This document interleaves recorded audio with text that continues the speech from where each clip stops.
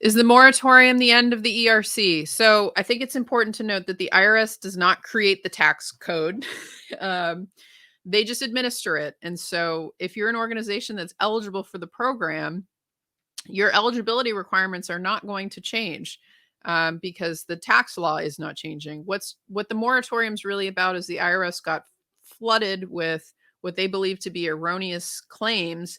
And so they're taking a pause on processing because they don't want to remit all these erroneous refunds and then have to go back and try to collect them back again.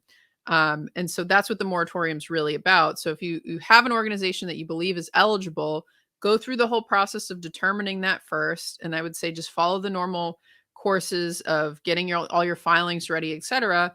And then by the time the IRS is ready to process these, or we have more information, it makes sense to start pursuing it again, then you'll be ready to do that. Because an important thing to consider is that if you have a 2020 claim, the statute of limitations is going to come up in April of 2024.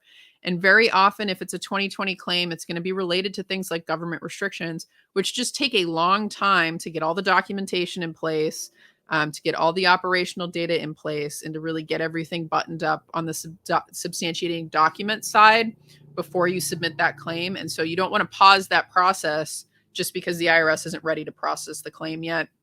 So you really want to make sure you go through the eligibility process still and know what you're entitled to, so that when the IRS is ready to start doing these, you're ready to get in line. So that would be that'd be my feedback for anybody who's yet to file for these, to consider.